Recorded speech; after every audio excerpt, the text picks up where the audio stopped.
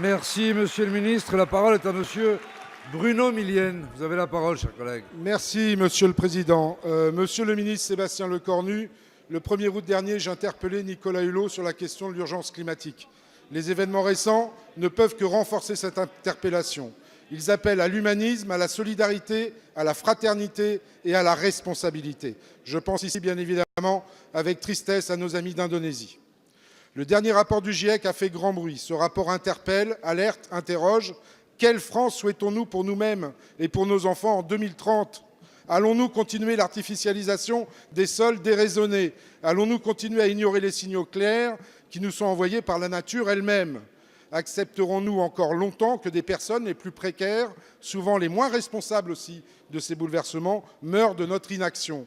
Ou allons-nous enfin nous mobiliser au-delà des clivages partisans, au-delà des préoccupations égoïstes, du repli sur soi, des nationalismes, des esprits court-termisme, des intérêts cupides?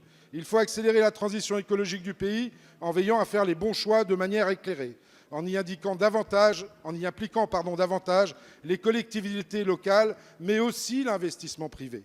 La programmation pluriannuelle de l'énergie doit porter cette ambition et miser, s'agissant des mobilités propres, sur les atouts que sont l'électricité, mais également l'hydrogène et le bioéthanol. À l'heure des négociations européennes sur la feuille de route pour l'industrie automobile, ce serait une erreur de se contenter de miser sur le tout électrique.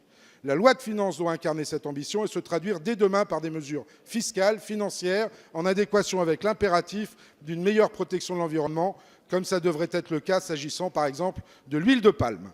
Il y a urgence à bâtir une fiscalité environnementale globale, juste, pour être acceptée de tous nos concitoyens et dont les recettes seraient intégralement fléchées sur les actions en faveur de la transition écologique. Je connais la détermination du gouvernement. Comment la France entend répondre aux cris d'alerte que viennent de nous lancer à nouveau les experts du GIEC? Quelles mesures peuvent être prises dès cette année?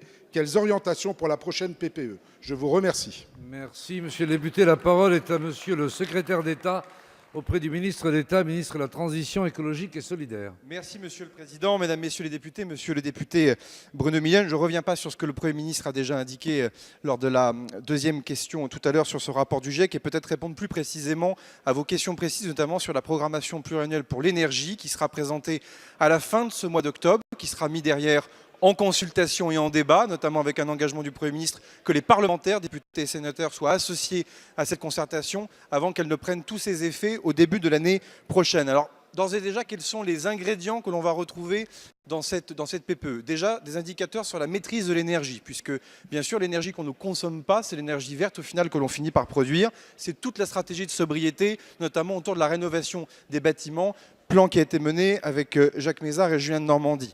Enfin, il s'agit aussi dans les ingrédients de tourner la page, évidemment, l'électricité charbon, j'en ai déjà touché un mot à l'instant, de renforcer les outils comme le fonds chaleur,